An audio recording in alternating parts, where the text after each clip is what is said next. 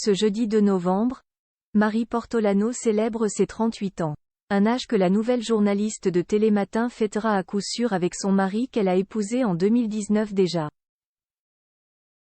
Et à l'époque, elle avait osé un look surprenant et rock'n'roll.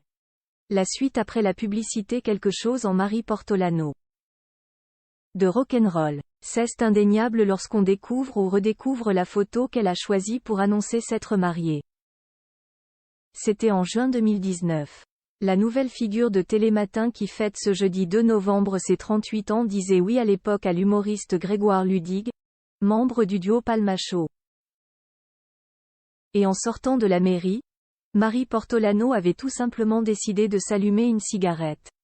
En effet, sur Instagram, elle partageait l'heureuse nouvelle en dévoilant un cliché d'elle en noir et blanc dans sa robe de mariée courte et sa clope au bec pour le dire familièrement.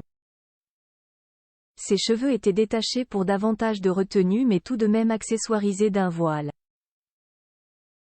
Un look simple et peu commun qui lui allait à ravir. Salut les gars, inscrivait-elle simplement en légende de sa publication, ajoutant un émoticône alliance et un cœur.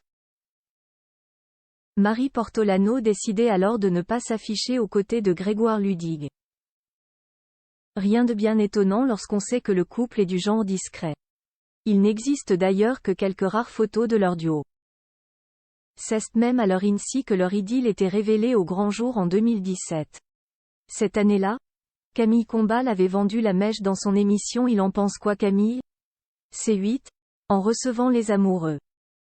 Entre Marie Portolano et Grégoire Ludig, le conte de fées s'est poursuivi en 2022 lorsqu'ils ont accueilli leur premier enfant ensemble, dont on ne sait rien.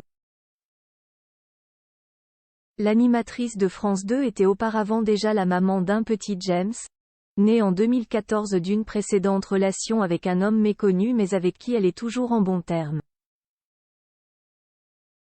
Nous sommes séparés mais nous nous entendons très bien, avait-elle assuré en interview en 2021. La petite famille recomposée s'épanouit aux dernières nouvelles dans un appartement parisien du 9e arrondissement. Un domicile où on y trouve du mobilier contemporain, une cheminée ancienne, des dessins d'enfants et des affiches de films.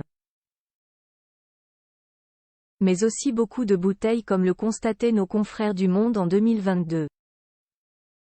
La suite après la publicité. La suite après la publicité.